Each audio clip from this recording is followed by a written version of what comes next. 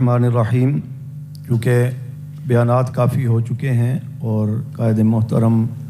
مولانا احمد لدھیانوی صاحب دامت برکات عالیہ بھی اور صدر محترم مولانا اورنگزیب فاروقی صاحب جس مقصد کے لیے یہ محفل سجائی گئی تھی اس پر آخری پالیسی گفتگو کرنا چاہ رہے ہیں، تو وقت بھی مختصر ہے۔ اور جو کہا گیا آج یعنی کہ مولانا مفتی عبدالشکور صاحب یا مولانا عبدالاکبر چترالی صاحب یا بریلوی اور اہل حدیث مسلک اور دیگر جماعتوں کے علماء یوں بول رہے تھے جیسے کہ ان کی زبان پر مولانا حق نواز بول رہے ہوں۔ اور آئندہ کے لیے یہ ہے کہ سب نے یہ تو کہہ دیا کہ جو ہو گیا بہت اچھا ہوا اور آئندہ بھی یہ کرو، لیکن یہ نہیں کہ آپ اس کنونشن سینٹر میں آئے بس یہاں سے دعا کر کے چلے جائیں گے۔ یہ پہلا قدم ہے جو ہم نے اس ماحول کے اندر رہ کر حکمرانوں کو پیغام دیا ہے کہ یہ پوری قوم کی آواز ہے کہ ناموس صحابہ اہل بیت بل سینٹ سے منظور کر کے اسے قانون کا حصہ بنایا جائے، ٹھیک ہے؟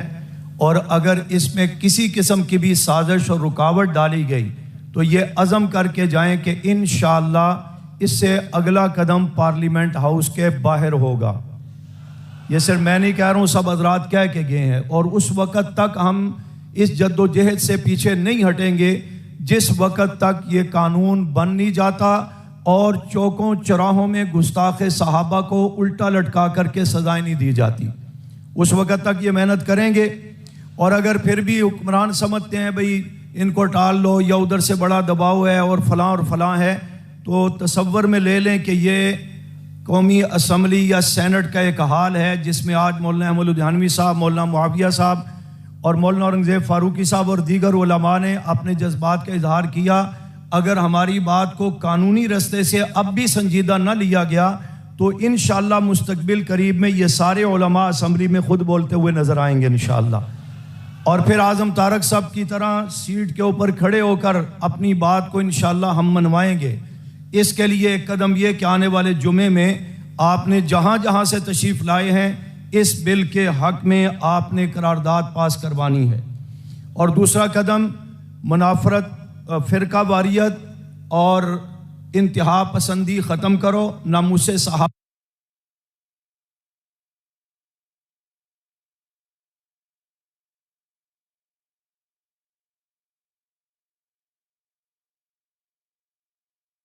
آج یہ مظاہرہ ہوا کہ یہ صرف آواز ہماری نہیں ہے، یہ پوری قوم کی آواز ہے۔ اور دشمن کے لیے بس اتنا جملہ کہنا چاہتا ہوں، اتنے روتے کیوں ہو، پریشان کیوں ہوتے ہو، ماتم اور شام غریباں اور پتہ نہیں کیا کیا تم نے بنا کر کے رکھ لیا ہے۔ ابھی تو یہ مولانا عبدالاکبر چترالی بل لے کے آئے ہیں جس میں کم سے کم 10 سال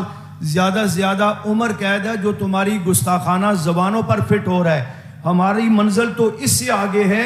انشاءاللہ جد و جہد کرتے ہوئے ہم اس منزل پر جائیں گے کہ اگر یہ گستاخیاں بند نہ ہوئیں تو انشاءاللہ اسی بل کو مزید ترمیم کر کے اگلے مرحلے میں لے کر جائیں گے کہ گستاخ صحابہ کو اس کی سزا سزائے، گستاخ صحابہ کی سزا سزائے، اور بلند آواز سے گستاخ صحابہ کی سزا سزائے موت ہو۔ یہ تمہاری زبانوں پر فٹ ہو رہا ہے، باز نہ آئے تو انشاءاللہ یہ قانون تمہارے گلے میں فٹ کروائیں گے۔